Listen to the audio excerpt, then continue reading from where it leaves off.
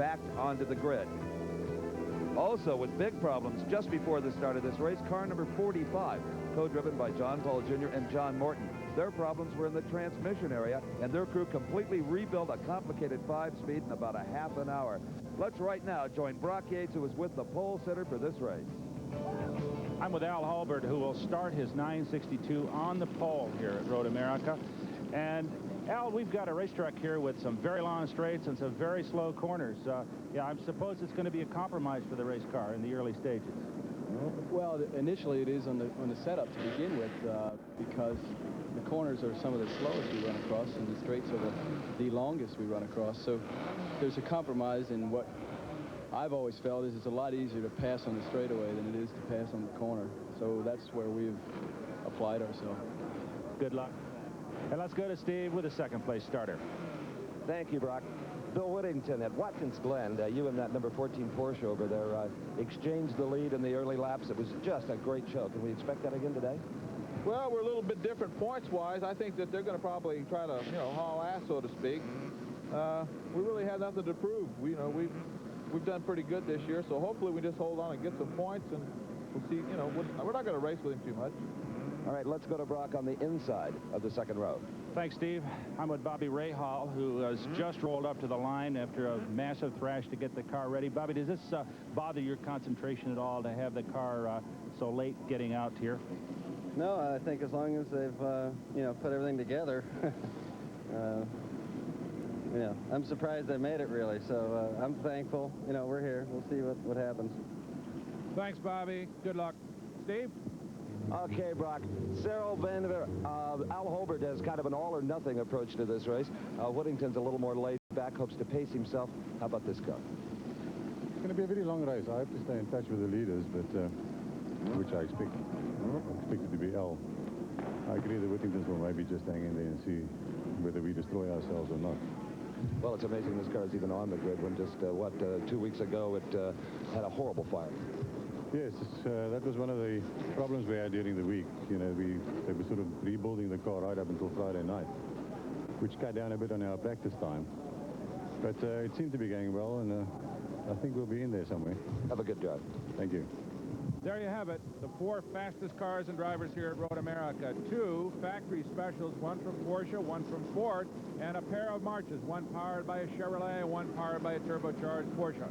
The rest of the field full of very quick automobiles, very quick drivers, especially Brian Redmond, Hurley Haywood back there in row 3 next to John Paul Jr. and John Morton.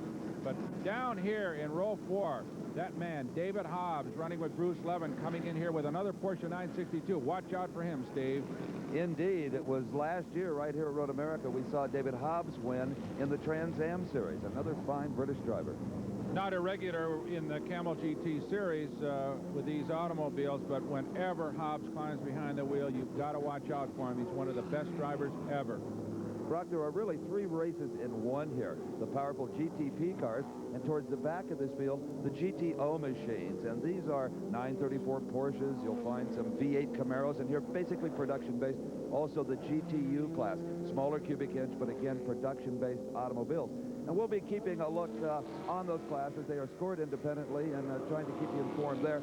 But we're really going to take a hard look at these GTP cars up front, scruffing in their tires right now. And a good field of GTP cars. A lot of big Chevy-powered automobiles back there. And, of course, we've got 3 of the 962 Porsches. And let's not forget those Whittington brothers.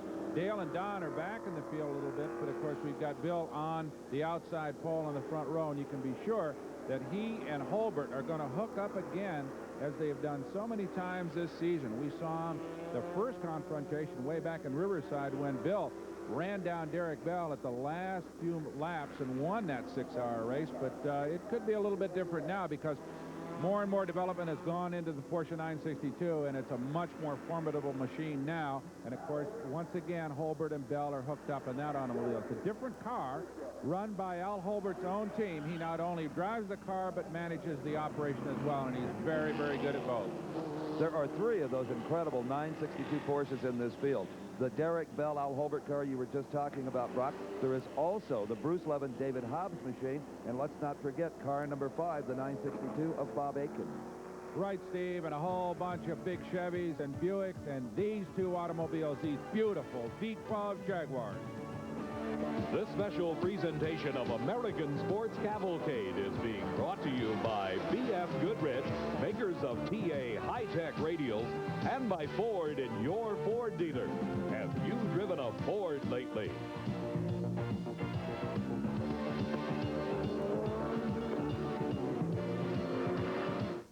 Is available. On the road, this B-Speed-rated tire gives... Full side here at Road America in Elkhart Lake, Wisconsin, as this beautiful GT field comes down for what hopefully will be a green flag. I'm Steve Evans along with Brock Yates and Ed Bruce. The pace car has exited the track. As they crest the hill, the starter Bud Severance will get a look at them. He sure will, Steve, and it's going to be 3 liters of Porsche turbocharged engine versus 6 liters of Chevrolet fuel-injected power going at each other as they come at the green flag. And it's Holbert with that turbo Porsche into the lead as they crest that hill and head down toward turn 1. Bill Whittington in second place. But look at Vandermeer. He's nudged his way into third, Steve. Vandermeer now in front of Ray Hall in the GTP Mustang, and that's Brian Redmond in the 04 Jaguar in the 5th spot. So down the hill into turn 3, it's Holbert, Whittington in the March Chevy in second, and right behind him, Vandermeer in the turbo Porsche March. What a string of horsepower as they head down around turn 4 and head down toward that tricky turn 5. This is going to be the test, Steve, the first really tough corner where they're running at full bore down into turn 5. We know this is a big test of brakes right here. There is Holbert through turn 5. Everybody sees it. Look at that. Vandermeer got a little bit wide, but everybody made it through in pretty good shape. Cresting the hill at turn 6. No position change among the leaders. But look at this. There is 86. That is David Hobbs you just saw go by, and he is moving up in that 962 Porsche Bruce Levin. So it's Holbert on the point with Whittington right behind him, then the South African team, and there you see Brian Redmond, the 04 Jaguar, was just getting around the Ford Mustang and Ray Hall. Dipped right inside him there at turn number 6, Steve. Absolutely right. Now look at this. Bill Whittington takes a charge at Holbert as they come around that carousel, but not quite enough. Now, normally you would expect the Chevrolet off the turns to have more power because of the turbo lag of the Porsches. But this particular Porsche Al Holbert is in seems to have minimized that lag, Brock. It sure has. Well, this is the factory favorite automobile among the 3 of them. Oh, crash in the background. That is car number 6. That is Charlie Morgan in the Buick-powered GTP car. That was the kink that Klaus Ludwig told us was such a tricky turn, and it just fit Charlie Morgan. Sure did. He said it was the heart attack turn here, and I'm sure Charlie's upped his pulse rate a little bit there, too. Hopefully he is all right. It didn't look as if the car hit too hard as we watch Al Holbert complete the first lap and head around into turn 1. And he stretched it out a little bit, and what's more, Sarah Vandermeer has taken over second place. But Al Holbert, the series champion, as you said, is stretching it out. That's a surprise to see Vandermeer and the Porsche March get around Whittington like that. Well, it could be that there was a bobble by Bill. There we see one of the corner workers going over to check Charles Morgan from Conway, Arizona. His co-driver, Whitney Gans, one of the young lions in this business. They don't seem to be in too great a hurry to get Charlie out of there. Hopefully he is okay. As we see the turbo Porsche March of Cyril Vandermeer now sitting in second place, and right behind him, Bill Whittington and Brian Redmond as they crest the hill at turn 6. And considering how long this race is, Brock, they've gotten awfully combative on the very first lap. Well, they sure have, Steve, because they got this guy to deal with. This is that number 14, 962 of Holbert. He's going to run away from him unless they do something about him. Look at this. Brian Redmond dives inside Bill Whittington at turn 8. The same move he put on Bobby Rahal on the first lap and moves up into third place. What a driver, Brian Redmond. I'll tell you, between himself, Derek Bell, and David Hobbs, we've got 3 of the best British professionals in this race, and they are poised men behind the wheel. Well, Brian Redmond has now taken up residency full-time in Florida, and boy, this country is mighty glad to have him. We hope to see him in all kinds of racing competition. He is spectacular. As he sits right behind Sarah Vandermeer in third place. Bill Whittington may be having some braking problems. He's been faked out a couple of times, and that isn't like Bill Whittington. I'll tell you, he doesn't let anybody pass if that car's running properly, and it looks like he's fallen back a little bit. We've just gotten word that driver Charlie Morgan is okay. Steve is with his co-driver. Well, the bad news for Whitney Gans is he won't be driving here today, but apparently your car owner is okay. We understand he's uninjured out there. Yeah, I think he's fine back there. I don't know what happened, but it's probably one of those deals that happens on the first lap and just racing luck. We qualified extremely well with that little car of we only have 470 horsepower here, and we were ahead of a lot of the other cars of 700 horsepower. So, well, the Buick has never run better than it did this weekend, that's for sure. No, I think the Buick really flew. We were even faster, 4 seconds faster than the turbo Buick. Our car's just a normally aspirated 6-cylinder. So the car was working really well, and the motor was working really well, and just a bit of racing luck. Sorry to have it. Thanks. All right, so much for Whitney Gans. He's through for the day, but he'll be back along with that little Buick. And we've had some position changes here while we're away. Brian Redmond now moved into second. Bill Whittington third. They both passed Cyril Vandermeer, who's fallen back to fourth place. Steve, a bit of a surprise there. Oh, indeed. The 12-cylinder Jaguar is just flying with Brian Redmond aboard. He will later be relieved by Hurley Haywood about a third of the way through the race. And this car has a unique sound with a normally aspirated 12-cylinder motor. Well, that's what's so neat about this kind of racing, Steve. We got V12s, V8s, V6s, 4 cylinders and 6 cylinders all running together. And believe it or not, they're pretty darn equal. As you can see, there's a V12 being chased by Bill Whittington in a V8 Chevrolet, one of the good old racing motors. And there goes Bill. He's trying to put a move on. Brian, can he do it? Down the inside. Wow, on the inside at turn 3, Bill Whittington had a shot, but he couldn't quite make it stick. Brian said, not now, Bill. You're going to have to wait a while. But Whittington's coming right back again. I'm going to try one more time with Cyril Vandermeer on his tail. He sure is. Bill Whittington, one of the hardest drivers in the business. But Brian Redmond, one of the most experienced drivers. So there's an offset there. These cars are probably pretty equal in terms of just raw horsepower. Probably right around 600 plus. As Brian gets it off in the dirt a little bit, you can be sure he is running as hard as he can run that 04 Jaguar. And already the faster GTP cars have caught up and are lapping the slower GTO and GTU machines, and that gives the race a whole different complexion, Brock, because that traffic can be used to your advantage, or if you impose on them too fast, to your disadvantage. Absolutely right, Steve. And we got these two guys have one thing on their mind. Brian Redmond, Bill Whittington, not to let Al Hobart, the leader, get out of sight and make a runaway. Redmond second, Whittington third, Cyril Vandermeer fourth, Bobby Rahal fifth, and the Road America 500. Stay with us. The racing continues. Ed Bruce back at the Road America 500, and there you see the first casualty of the day, the little V6 Argo Buick of Charlie Morgan and Whitney Gans. Steve Evans has found Charlie Morgan in the pits to find out exactly how that crash took place. Charles, what happened out there? A handling problem, maybe? Well, I don't know. It could have been driver error. We made some substantial suspension adjustments after the warm-up this morning. We had something broke yesterday afternoon, the rear suspension, and we had to make some substantial adjustments. It was understeering badly this morning in the warm-up. We made a lot of adjustments with no chance to try it out. Your crew looks like they'd like to get that car back in the race. I don't think they're going to give up easily here. I don't think so. Well, we'll see, Steve and Charlie. The crew isn't going to give up at this point. They're going to take that fiberglass tail section off the little Buick Argo and see exactly how much damage has been caused with that little bounce off the fence. Uh-oh, here's trouble in turn 14. That's the second Blue Thunder March Chevy being driven by Dale and Don Whittington. Don Whittington up at this particular moment. I don't know whether he's spun or has had some mechanical problem, but he's trying to get it started, spinning the wheels. He may be back in the race after all, Steve. Well, while he's spinning his wheels on the grass, out on the course, his brother in car number 56, the Blue Thunder machine, trying to overtake the XJ-R5 Jaguar, running in second. Brian Redmond at the wheel. He sure is. These boys have hooked up for a pretty good race. They're just running nose to tail all the way around here. Bill Whittington, as you remember, started second and then gave it up first to Cyril Vandermeer, who's coming around here now, and then to Brian Redmond. You see Bobby Rahal up there now running in fourth place. He's just ahead of Cyril, so he picked up a spot too. You know, Ray Hall said that he frankly didn't expect the crew to even have this car ready to start, and it's running beautifully, Brock. Yeah, he was a little tentative at the beginning, kind of gave way. He probably was maybe feeling the car out a little bit, but maybe he's got some confidence in the old girl, and he's really standing on the gas.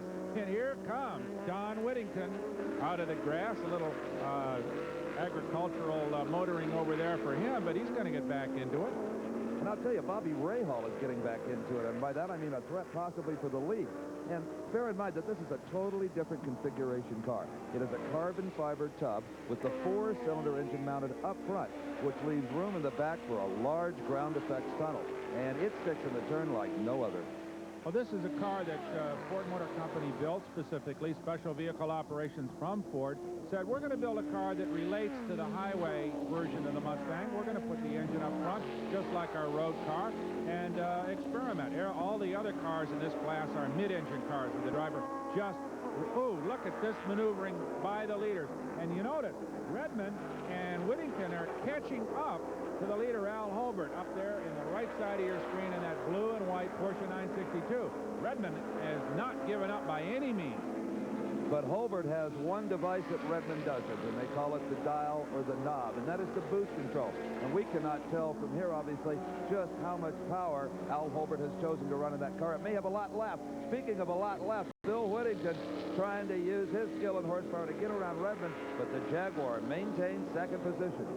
He sure does, Steve, and despite the best efforts of Bill Whittington, who keeps trying to dive underneath him in these slower corners, but Brian just holds the line, and Bill has to fall in behind him. As we watch Al Holbert begin to gather up some of the slower cars and moving through that traffic. Boy, what a master he is at that. There he is underneath one of the slower GTP cars, now going by one of the GTO Datsuns. A master in traffic, and of course, being able to control slower traffic in these endurance races is a very special skill, as we see Brian Redmond and now Bill Whittington. Ooh, Pierre Honegger in that number 70 Mazda GTP car kind of shut the door a little bit on Bill, and now he's trying to get by him. Wowee. Bill Whittington fell back there a little bit because of that little balk by one of the other automobiles. Not intentional, but that's what automobile racing is all about. Well, any man who can fly a P-51 Mustang airplane as well as Bill Whittington isn't going to be intimidated by a little traffic. I'll tell you what, I've been with his brother upside down in a P-51 Mustang. I know those guys can fly airplanes, guaranteed. And they sure can drive race cars. As we watch Al Holbert breaking clear of traffic, open track ahead. This is the challenge. Can Redmond and Whittington stay up, as Holbert will doubtlessly turn the wick up as he gets into some open country here, Steve? Oh, indeed he will, and this is just a classic battle between three totally different types of race cars. Here is Don Whittington in the pit area. The crew going to work on the front end of the car. It looks like they are going to remove that nose. It's lightweight plastic, just snaps off, and they'll have another one in reserve. Well, every team brings a whole bunch of these nose pieces along for just instances exactly like this. They tear up pretty easily, but they also go back on pretty easily as well. As we see the crewman now opening the door to get that thing all attached properly. And there goes Al Holbert up the main straightaway, knocking on 200 miles an hour as he crests that hill. And right behind him, Redmond and Whittington. Boy, those guys aren't giving up either. Whittington just hunting around, looking for any kind of an opening to get by the Jag. As you say, three different kinds of race cars. Turbo 6, big naturally aspirated American stock block V8, and a British V12. That's what makes GTP racing really neat. Look at that move by Al Holbert. Blocked a little bit on the inside, took him right down the middle of the racetrack. Terrific. And now let's go to Ed Bruce with a special guest. Thanks, Brock. Seated with me is a gentleman who probably knows as much about Road America as anybody in the world. This is Mr. Lee Hall, who is the president of Road America. Lee, how are you today? I'm fine, thank you, Ed. How did Road America come into being? We had a man by the name of Cliff Tufty, who was an engineer by profession and owned a gravel pit, which is now part of Road America. And after the boys came home from the war, after driving MGs in England and so forth, sports car clubs were formed, and originally they had races through the street. Watkins Glen was one, and they did it around Elkhart Lake, I think in 50, 52, and 53. And a lot of enthusiasts got together, and Tufty was one of them, and they formed a corporation, and in 2 years, they raised a couple of $100,000 bought the gravel pit and 3 old farms, 600 acres in total, and built a track. Thank you, Mr. Hall. Will you tell us some more about Road America later? Let's go back to racing. And racing it is, Ed Bruce, because we got these two guys beating on each other. Brian Redmond, Bill Whittington, just hammering on each other for second place here as Al Holbert continues to lead, Steve. And I don't know, do you think either one of those guys can catch him right now? I wouldn't even hazard a guess on that question, Brock. At 200 miles an hour in traffic, anything can happen. And in the pit area now, John Whittington waits patiently, but the car is still being worked on. Apparently that new nose being a little more difficult than we first thought. So leading this is Al Holbert. Derek Bell will get in the cockpit later on. Brian Redmond doing an outstanding job in the Jaguar. Bill Whittington in the third slot, followed by Bobby Rahal and the South African team. Al Holbert jumped off the pole position here in the Road America 500 and has led every foot of this race so far in his number 14962 Porsche. A beautiful automobile with a highly trained and skilled driver, very competent, but not far behind him, the Jaguar of Brian Redmond. Earlier, Steve Evans had a chance to look at one of these beautifully built German automobiles from Porsche. We've talked so much about the highly sophisticated 962 Porsche, it's only appropriate that we take a look at the power plant in this incredible vehicle. This is Bob Aiken's car, and this is Peter Schmitz, the racing service manager in the U.S. for Porsche. Peter, essentially, what are we looking at here? You're looking here our latest, newest race version in U.S. This is a flat 6-cylinder, which is well known from the early 60s. It's air-cooled and single turbocharged with single plug ignition. You see here our intercoolers, which cool the air for the turbocharger way far down. And this engine is electronic, computerized injected. How much horsepower, Peter? We're talking around 650 horsepower. With how many cc's? With 2.8 liter, which is 2,800 cc's. Anytime a fellow plunks down $250,000 for a race car, you can bet he expects first-class service. And he gets it, because Peter and Porsche bring this 45-foot tractor-trailer rig to all of the IMSA races. And it is jam-packed with all the little bits and pieces to keep those cars running.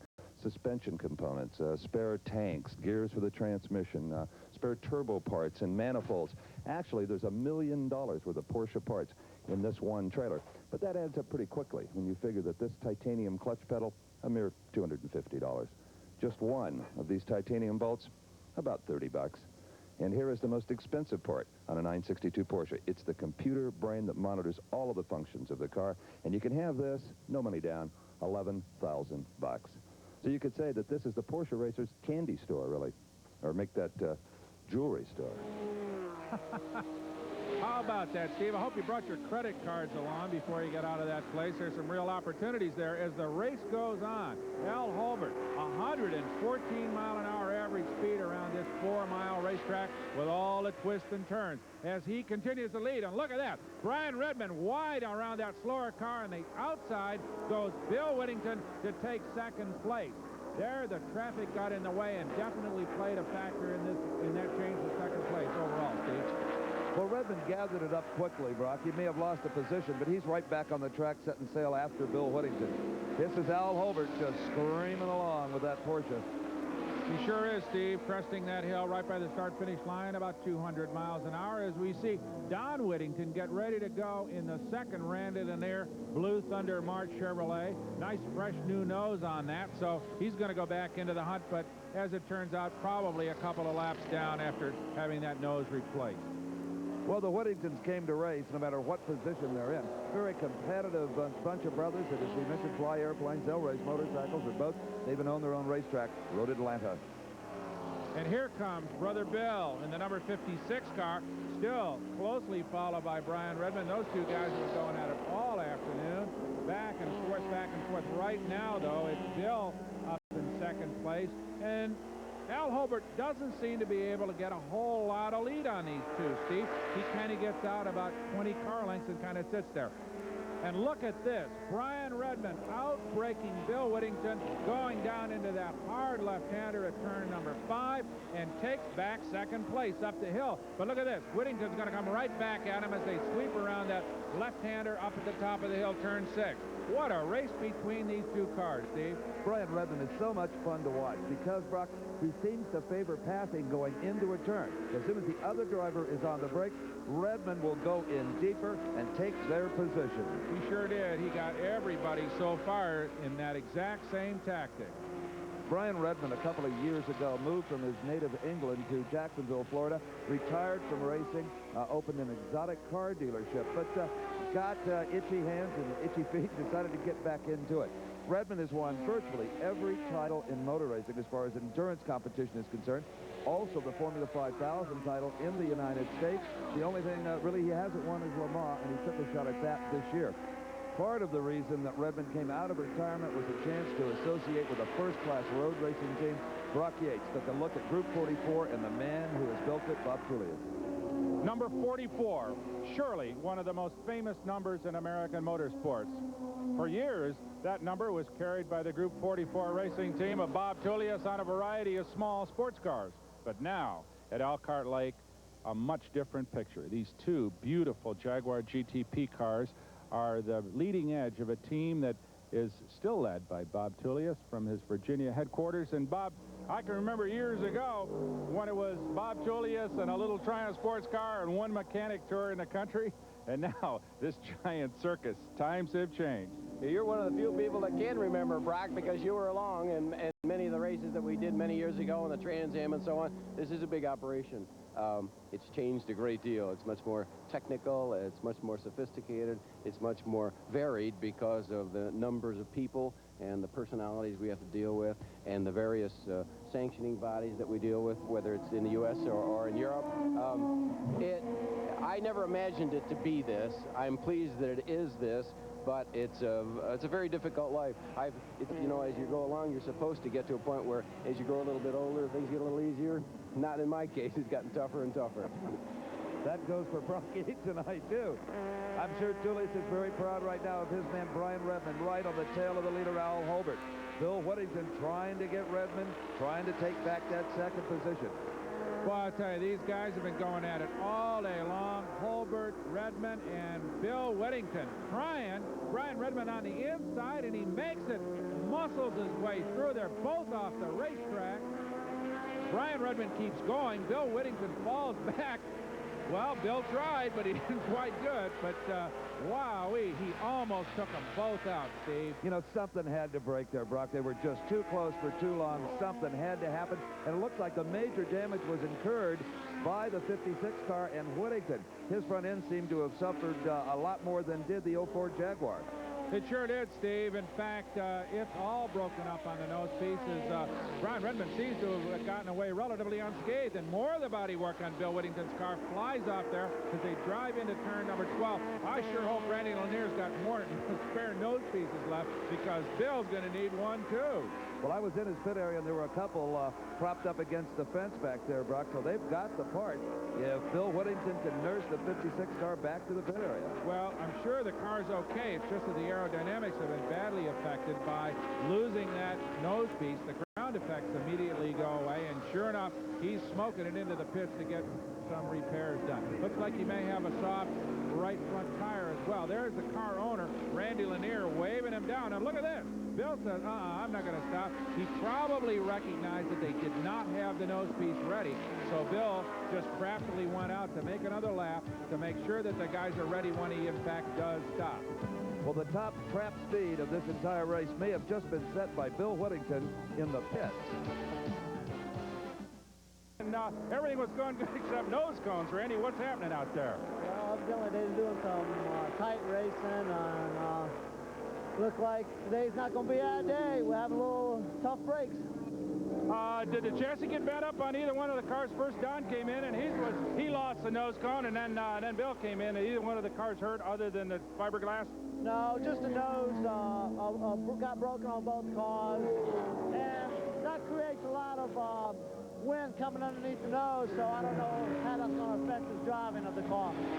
Well, all their troubles are good news for this man in car number 14, Al Holbert, because it is the Lanier Whittington team that he and Derek Bell are chasing for the championship lead. But he's still got plenty of pressure from the 04 car driven by Brian Redmond. He does, Steve, but he's got a little bit of breathing space because when Bill Whittington and Brian Redmond tangled there in turn 8, it put him back a bit, and Brian now has fallen back slightly. Ooh, a bad crash in turn 12. That is Art Leone of the Leone brothers out of Dallas, Texas. That's their Chevy March. He put it into the fence in a big way. Windshield's out, both front wheels are gone. Art's still in the car. We don't know how badly he's been hurt. He may have been stunned. He really put that thing into the wall as we see Al Holbert barrel into the pits to what is probably a routine stop and a driver change, Steve. Oh, I'm sure it is, Brock. In fact, there goes Derek Bell, already going for the door handle to get Al Holbert out of the car, and still trying to get Art Leone out of the car is the corner worker in the white uniform. Another corner worker back quite a ways with a fire extinguisher. I don't know what good the extinguisher will do that far away from the car, but it doesn't look like it'll be needed anyway as Art Leone extricates himself from that bent-up race car. He appears to be okay, Brock.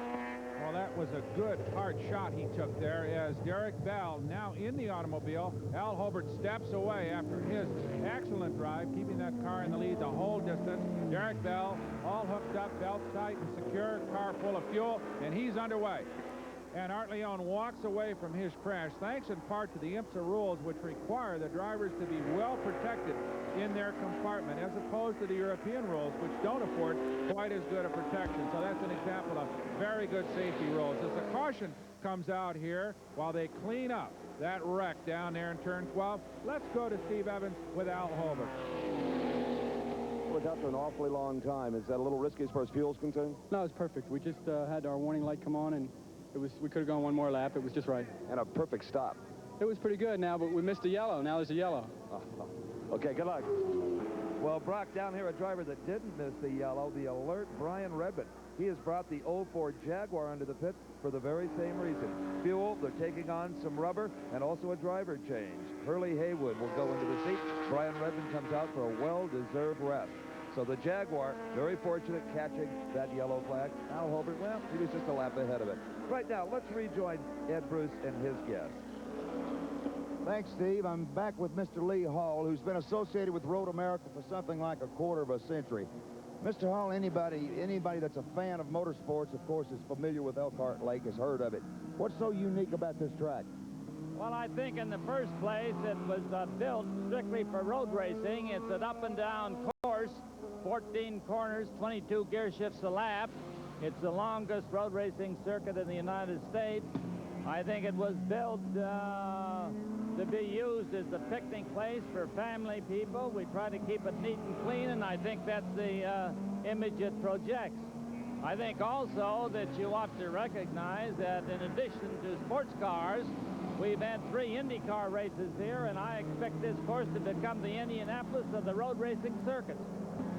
We'll be back with Mr. Lee Hall later on, but right now back to Brock and Steve and more racing from Road America. Okay, thank you, Ed. The pace car is still out as the debris is being cleaned up from the Art Leone crash. You see Derek Bell just behind the car with a blinking yellow light. When the green flag is once again unfurled, it should be quite interesting. We've got fresh drivers like Derek Bell and Hurley Haywood in freshly tired and refueled race cars. Enthusiasts, subject racing. If you want to watch race cars perform, watch those with TA high-tech radials in racing competition. Like the Porsche Carrera Turbo. It made history when it became the only car that ever won at Le Mans with street tires. Comp TA radials, beating every car in its class, even though they had pure racing slicks. The Derek Bell, Al Holbert, number 14 Porsche 962 continues to lead, but a flurry of pit stops has put Klaus Ludwig in the Mustang up in second place with John Paul and John Morton in third. As they barrel through the Wisconsin woodlands at over 150 miles an hour. Klaus Ludwig from West Germany in that tricky, bizarre, front-engine, turbocharged Mustang GTP car in second place right now, Steve, and they've been running hard all afternoon. Oh, yeah, but they got big trouble on their hands in the form of this man, Derek Bell. There is no better endurance driver in the world than the man now strapped into the 962 Porsche number 14. Also, coming from far away for a 1 race drive is Ian Schechter, who has now replaced Cyril Vandermeer in the number 0 Porsche March. And Ian Schechter, of course, Steve, is the brother of former world champion Grand Prix driver Jody Schechter.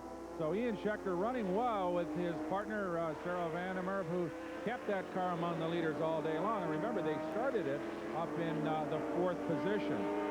Good automobile this is. This is a March, but it's carrying a 6-cylinder Porsche engine, very similar to the one that's being run in the 962. And look at that, a spin by Ian Schechter, and very nearly crunched by Doc Bundy in the number 44 Jaguar. Doc Bundy got the left front corner of the 0 car. Ian Schechter trying to get it off the racetrack to avoid any further confrontation. And that was a spin that developed early.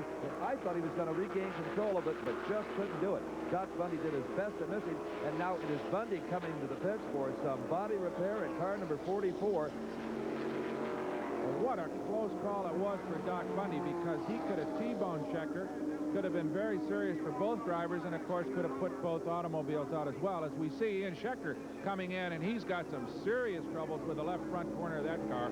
The tires down, probably it looks like the suspension may be bent, and certainly the body work has gone as well, Steve. Well, the only fortunate thing for either one of them, really, is on the side of Doc Bundy, as it was about time for that Jaguar to pit anyway. Bundy is out of the car as the crew works on the body. Bob Tullius, the manager and owner of this team, is strapping in. Brock, you can see, was in trouble early.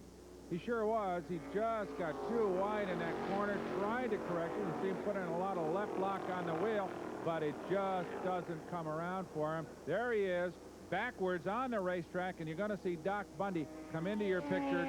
There goes a smaller Porsche GTU car, and there's Doc Bundy. Bounced it right off the left front corner of that March. Fortunately, Bundy did not seem to hurt the Jaguar.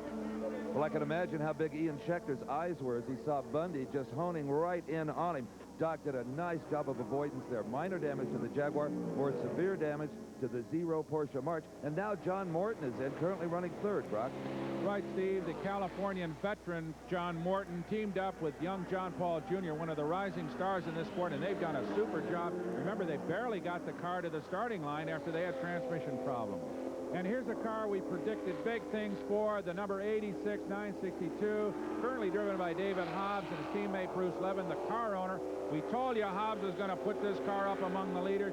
Sure enough, he's got into the 3rd place. Let's go to Steve Evans with Doc Bundy. Well, Doc, not much you could have done in that situation. He was just right there.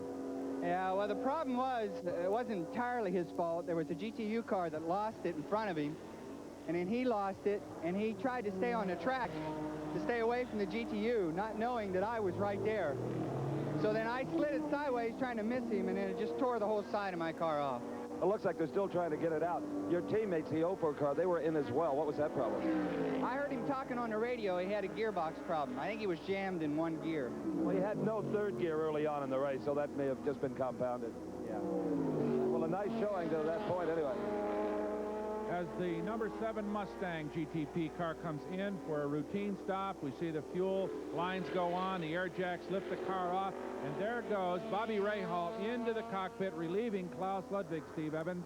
And you'll notice also the driver position, that's an American car. They sit on the left. They sure do. And here comes David Hobbs in that number 86 962, streaking down the front straightaway, braking hard and sweeping into turn 1. And he is now up into 2nd place thanks to that Rahal Ludwig pit stop. So David Hobbs, he's on the march here at Road America. But he may soon see the red, white, and blue of the Ford GTP Mustang in his mirror. There goes Bobby Rahal, a good pit stop and driver change. Derek Bell leads for the Bell Holbert team, followed by David Hobbs, another Englishman, and Bobby Rahal in the Mustang. The car are going to be saddened at this scene. Bobby Rahal has brought the car into the pits. The front end has come off, and now Rahal is getting out of the car. They may well be done for the day.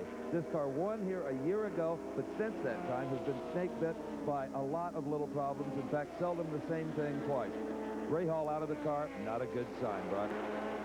Sure isn't, Steve. In the meantime, this car, driven now by Al Holbert, just took over for Derek Bell, is running like a freight train around Elkhart Lake. Just hasn't missed a beat all day long, because there he goes up the hill and passes the number 86 962, which is now being driven by car owner Bruce Levin.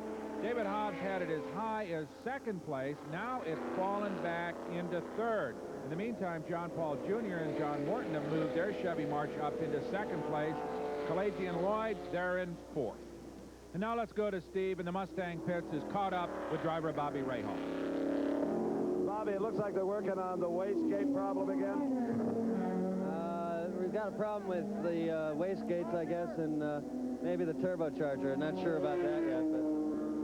Boy, it was sure charging when it was running. Yeah, it was running good. The engine, really, the engine's not the problem. It's all the ancillary stuff, but, well, there's been some worse ones out there, so at least we're in one piece. Well, for a while there, the Ford Mustang GTP was certainly enjoying its anniversary party. Yeah, it was running good. It was handling pretty good. The last few laps when I was out, the response started getting worse and worse, and the engine went rough, and it's been running pretty hot really all through the race, so I'm sure somebody got hurt because of it. Well, let's hope for the fan sake particularly that gets back out there again. They love this car. Thank you. Okay, now let's catch up with the GTO leader. That's Jim Mullen, who with car owner and partner driver Chet Vincennes has that automobile in the lead. In fact, they're laps ahead of the competition.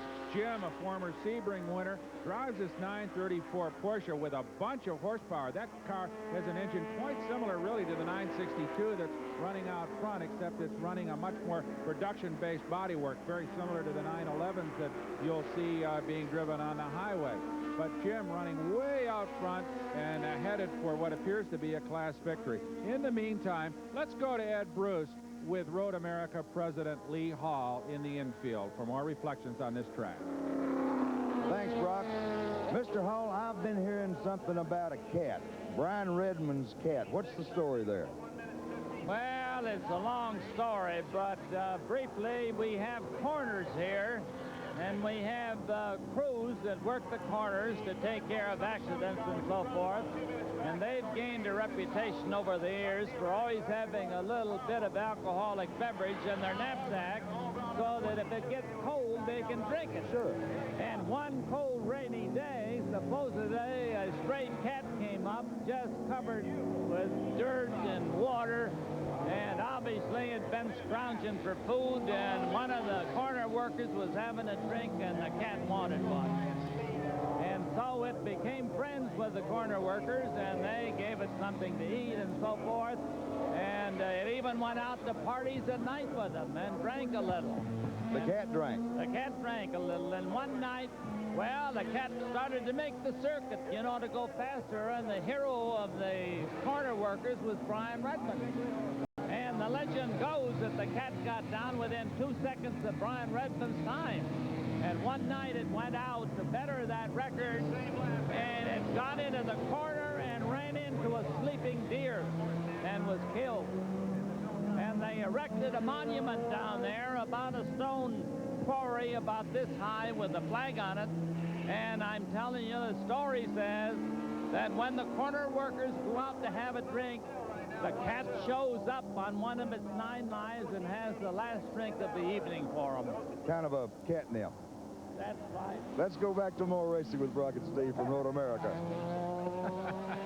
A catnip? Oh, come on, Bruce. That's Brian Redmond, and I don't think he buys the story about that hard-drinking cat any more than we do. In the meantime, Jeff Klein, he's currently leading in the GTU category. Remember, that's for production-based cars under 2.5 liters. His teammate, Jack Dunham from Coral Springs, Florida, is also a veteran in this kind of racing. This combination is formidable in all the GTU events that they run during the season, Steve. A good pair of drivers. And Brock, John Martin is back in car number 45, relieving John Paul Jr., trying to put a lap on the third-place runner, Bruce Levin, who is back in place of David Hobbs. Morton running second, trying to get around Levin, who is running third. That would put Levin a lap down. Well, as you know, Bruce Levin is one of the real sportsmen in this league. He just has more fun driving. He's not as quick as some of the other guys, but he just has a good time. As he got a little bit in the way there of John Morton, Bruce got tucked down inside there, and John may be having a couple of words about him as they head up the main straightaway. In fact, Bruce got himself a little piece of John Morton's bodywork in that endeavor there. But the 962 Porsche, number 14 of Al Holbert and Derek Bell, continues to dominate here at the Road America 500. Action as John Morton brings his number 45 Chevy March into the pits, having made contact with Bruce Levin down there in turn 14 and damaged the left front corner of the car. You can see the crewman going to change the left front wheel as his co-driver John Paul Jr. checks with John Morton, who stays in the cockpit. They're putting fuel on board. They're going to make some bodywork repairs up there, Steve Evans, to get this car back into the race. They've been running near the front all day long. And meanwhile, a lot of smoke out of car number 15. That is John Kalasian's Chevy March, and they've got big trouble. It's hard to figure what that problem is. He looks like he must have hit something. The bodywork and probably the front suspension is bent down on the right front of that automobile, and that smoking rubber or a brake disc is hanging up. Something problems up there in the front of that car. As John Paul closes the door on John Morton, they've gotten that car repaired, but boy, we've seen so much front bodywork damage today. And as you know, Steve, that affects the aerodynamics of that car. But they got real problems with the Kalasian automobile. Well, that is smoldering rubber, the body making contact with the tire, and Kalasian is not even going to try to limp it back to the pits. He's going to take the emergency runoff chute, go over there and park it behind a hay bale and a guardrail. They are definitely done for the day. Down in the pit area right now is Brock Yates with John Paul Jr., co-driver with John Morton. Did you hurt the front suspension at all? Didn't seem like it. We just got the tire rubbing on the fender, and the fender popped the tire. So we changed it, ripped the little fiberglass off, and hopefully the handling's not too bad. The nose helps plant the front a little bit, so we might have a little understeer to contend with. I noticed you had your helmet on and ready to go. Was that a normal driver change, or were you just standing by in case he wanted out? No, just stand by. You never know. Yeah. We don't want to have a deal like Al and Derek had at Riverside. Okay. Well, good luck. Keep her going, John. Appreciate it. John Paul referring to the fact that when Derek Bell came in at Riverside, Al Holbert was not ready to go in the car, and they lost enough time to cost him the race. Derek Bell is right now indeed ready to replace Al Holbert whenever he decides to bring the race-leading car number 14 into the pit. And in fact, that is exactly what's going to happen right now, Steve, as Al Holbert brings it up the hill and down pit road. The crew is ready, Derek Bell is ready, and that leading automobile is going to slide to a stop here, and you're going to see a bunch of people go to work on it. I'm sure they're going to add fuel, they'll change the driver, and there's going to be some tire changes as well. This crew has shown as much talent in the pits as their drivers have out on the racetrack, Brock. They have made flawless stops. How quickly Al Holbert extricates himself from that car. Derek Bell is in. He knows exactly where those belts should be set. They'll hook up his cool hat, his radio, the various connections that have to be done. Now, they sometimes actually get the driver change completed before the crew is done with their service work. They sure do, as they're going to change tires at the back. You can see the tire technician checking the front tires. He says that's okay. The fuel's on board. The tires are changed. The driver's in, and he is underway for what should be the final stop of this race, Steve. Listen to how quiet that 962 Porsche is as the exhaust-driven turbo absorbs about 85% of the noise it would normally generate. Yeah, it sounds almost like you could just take that and run it back to the motel when the race is over with. In fact, you probably could. The thing is so reliable. In fact, at idle, it's just very docile. It really is. Of course, a turbocharged engine doesn't carry a lot of very radical cam timing. It doesn't have a very high compression engine because the turbocharger supplies all that. So really, this automobile probably, a spin here. That's Ian Schechter again in that number 0 March Porsche. And boy, Derek Bell almost collected him. So that is the second time that Ian Schechter has spun on the course, and that time almost proved disastrous for the race-leading car. Derek Bell did an amazing job there. And now back into the pits is the 86 car. Bruce Levin getting out. David Hobbs will be plugged in. Well, Bruce Levin's done a good job, really. He is a real sportsman. He brings good drivers as his co-driver to these events. Right now, he's got one of the very best, David Hobbs, who's in the car, and he's going to put that thing back on the racetrack and once again drive it to the finish. A real sprint in store here for David Hobbs in that number 86 962 Turbo coming back out onto the racetrack. Well, you're going to see some race driving now as David Hobbs comes out to try to narrow that gap between himself and his fellow countryman, Derek Bell. You see David taking a little peek over his left shoulder to make sure the track is clear as he sweeps into turn 1. And here is Derek Bell, car number 14. He's got a big lead. All he needs to do now is be very careful, not let incidents like Ian Schecter's been in front of him take him out of this race. I wonder how many passports a guy like Derek Bell or David Hobbs would wear out in a year, Brock, from country to country all the time. Well, everybody wants them on their team in this kind of racing because they seldom get into trouble. They seldom break the cars, and boy, are they quick. As you can see, Derek Bell is still running mighty fast. He hasn't backed off a bit as he tries to make sure that the lead gap, the margin in between first and second place doesn't diminish as he dives down underneath one of the slower cars through the back part of the racetrack. And what has always impressed me about Derek Bell and David Hobbs, who can draw thousands of people to a supermarket opening in London, is how cooperative they are with us, and the fans sign autographs. They'll do anything, yeah. They're quintessential professional racing drivers. And speaking of professional, watch how Derek Bell handles this incident when Ian Schechter spins in front of him. Rather than get rattled, rather than try to maneuver around him, he drove right at Ian Schechter, knowing that the car was going to spin out of his way by the time he got to the scene of the spin. More trouble for the 56 car. A lot of steam coming out of the radiator. An overheating problem, no doubt. Randy Lanier in the seat had moved the car up to the 3rd position, but can they stay there? They need to make some repairs quickly. Bill Whittington was conferring with Randy. Apparently, young Lanier will stay in the car. The team out of Davie, Florida, look at the steam pouring out of that one. What a tough break for these guys. They've bent the body work. They've driven hard all day long. They started in 2nd place, but this looks like it could be terminal damage for this team. A tough break for that March Chevrolet of Randy Lanier and Bill Whittington.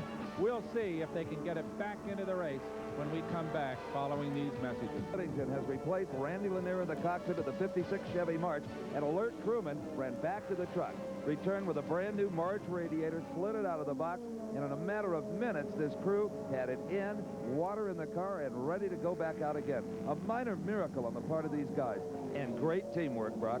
You're absolutely right, Stephen. Maybe we ought to just pause for a second and throw a bouquet to racing mechanics everywhere. These guys are the unsung heroes of this sport. You see them everywhere: drag racing, stock car racing, champ cars, sports cars. They break their buns to keep these cars running. They burn their fingers, they fry their bodies, they're laying under the cars, they're wrenching these things day and night, and very seldom do they get the kind of credit they deserve. The race drivers get all the glory, but the race mechanics keep these pieces on the track. Even now, you see these guys so competitive, trying so hard to get that number 56 March Chevrolet of Randy Lanier and Bill Whittington back on the racetrack. Boy, they are doing a super job, and their guys up and down pit row here doing the same thing. Well, out they go, still missing part of that right front fender, but a brand new radiator installed, and they are still in the 3rd position. A position they needed to maintain to pick up the necessary points to stay ahead of Derek Bell and Al Holbert for the series championship. Well, that poor old car's been pretty beat up. It's missing part of its right front fender. It's got a brand new radiator, but it's still out there, and you can be sure that the man behind the wheel, Bill Whittington, is going to drive the wheels off it, trying to sneak underneath that Mazda RX-7 there and trying to catch up to this man, Derek Bell, who continues to lead with real authority in that Porsche 962 as he sweeps down through the back part of the racetrack. David Hobbs, Bruce Levin holding 2nd. Bill Whittington in 3rd, Vandermeer and Schechter holding on in 4th, and Haywood and Redmond in that Jaguar, which I understand has some gearbox problems. They're just struggling in 5th place. But here's the man of the hour, Derek Bell, who along with Al Holbert has dominated this race right from the drop of the green flag. But there could be a little suspense left in this race because we understand that Derek Bell may have to make a stop in the latter stages of this event to take on some fuel. And in fact, he is entering the pits right now. Steve Evans is down there at the Derek Bell Al Holbert pit to check and see what this is all about. Is this a routine stop or is there trouble? Steve, what's going on down there in the pit? With a lead of almost 12 miles, the Al Holbert racing crew is taking no chances. Derek Bell wheels into the pits to get fuel. He confers with Holbert, who was ready to drive if needed, but elects not to. A splash of fuel, that's it. There goes Derek Bell. Right, Steve, underway for what is presumably the last time, headed for victory, barring any unforeseen incidents. He's got to be really happy with the way this 962 Porsche has performed all day long, not missing a beat. Not so, though, with Steve Schmidt from Oglesby, Illinois. He, moments ago, encountered this problem at Road America.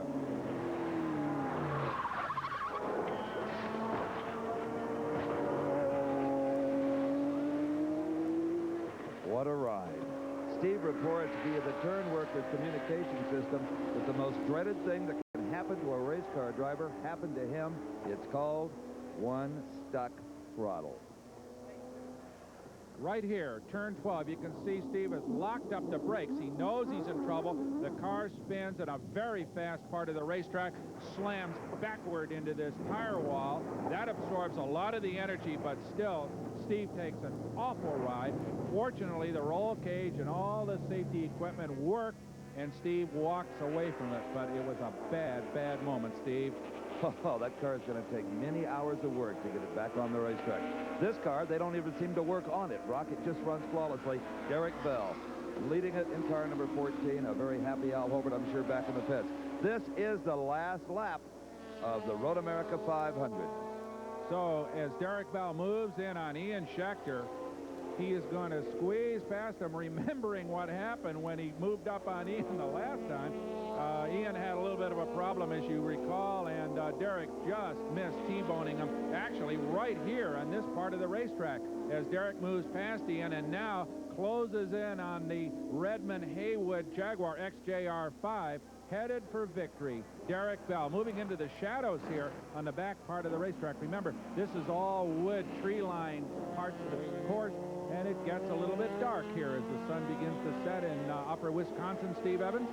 And it's amazing that Ian Schechter and Cyril Vandermeer are in that fourth position, considering the multiple spins that they've had today. You see the leader, Derek Bell. Equally amazing that Brian Redmond is hanging on to fifth spot, because Hurley Haywood told me he could barely even drive the car. Somehow Brian is holding the transmission into gear. He sure is, and he even had a try at passing Derek Bell there as they swept down through turns 6 and 7 here on the back part of Road America. But now Derek's clear of them. He's still got some traffic to get through. His object right now, stay out of trouble. Don't try to be a hero in the last few hundred yards of this race, because he's got it sewed up. But boy, he's got a bunch of people that are racing for other positions in front of him, and Derek's being very, very cautious as he tries to thread his way through this slower traffic. And speaking of congratulations that are in order, bear in mind this is a 14-turn, 4-mile road course. Well, our technical crew had to string almost 40,000 feet of cable to bring you these pictures from 14 cameras. An incredible job done by all. Thank you, gentlemen. It sure is, Steve. Award-winning crew just coming through in championship style here as we see Derek Bell head into the final corner at Road America, and he's going to accelerate that 600-plus horsepower 962 Porsche up the hill, and presuming something doesn't break completely, now I think he can coast it across the line. Derek Bell and Al Holbert win the Road America 500 in the 962 Porsche, an automobile that seems to get faster, more reliable, and more fuel efficient with every race. Stay with us. We'll be back to talk to the winners here at Road America. Hours of exciting racing has been completed here at Road America. Al Holbert and Derek Bell won it in their 962 Porsche, followed by another 962 with David Hobbs, Bruce Levitt, and the Chevy March of Bill Whittington and Randy Lanier. Let's go to Brock with Derek Bell. Congratulations, Derek. Al told me he was having anxiety attacks because the car was running so well. It was running so well, and we were very worried about running out of brakes. So, in fact, the brake light was on the last 15, 20 laps, which meant I had no pads left, so I'd take it a bit steady. Any other problems? No, it's perfect. Beautiful. Good race. Congratulations. Thank you very much. And a teammate, Al Holbert, as well. Let's go to Steve Evans with the second-place winners. Well, David Hobbs does this for a living, and Bruce Levin does it for fun, and you were both successful at that today, David. Yeah, and it was good fun, too. So It always is when you do quite well. And we started off 8th and finished up 2nd, which was about as good as we could expect, I guess. And when Holbert and Bell are on their game like they were today, you've got to run the perfect race to beat them. Well, that's true. And especially around here, they got a bit bigger engine than us. It really helps on acceleration and this sort of thing. And they did run a really good race. Well, a nice third place at Watkins Glen with John Paul, and now a second with David Hobbs. Good. I can't complain. I can't complain at all. I'm happier. Glad he saved my bacon today. The car is strong at the end as it was at the beginning? Yeah, it was just fine. I ran pretty slowly the last few laps to try and stop a fuel stop, but we did, in fact, have to put just a bit in on the last lap. Okay, I'll let you guys cool off, get some refreshments again. Congratulations, David Hobbs. A nice second place, and Bruce Levin. Okay, let's go to Brock Yates with the third place finisher. Randy Lanier holds on to the points lead, I think, with his third place, right? Yeah, we picked up another 12 points. Right now, I think we're leading probably by about 8 or 9 points. You were doing it the hard way, weren't you, all day long? Yeah, we had a really tough week. This whole week's been tough. Had a lot of breakage, and Bill went off the course, and just we kept chipping at him. At least we got third out of it. I'll tell you, the way you and Bill and then Don and Dale were using up nose pieces, I thought you're going to have to go to the local body shoppers. Yeah, I was beginning to wonder. I don't think we had to go down and borrow a nose from some other team. We was running short. We also salute the winners of the GTO category. Chet Vincent and Jim Mullen teamed up there. Also in GTU, Jeff Klein and Jack Dunham did a fine job. Brock and I had a great day. I'm sure Ed did too. Ed? Thanks, Steve. And congratulations to Derek Bell and Al Holbert for their victory here today at Elkhart Lake. For Brock Yates and Steve Evans, I'm Ed Bruce. Have a good day. The executive producer for American Sports Cavalcade is Harvey M. Palish. Produced and directed by John B. Mullen.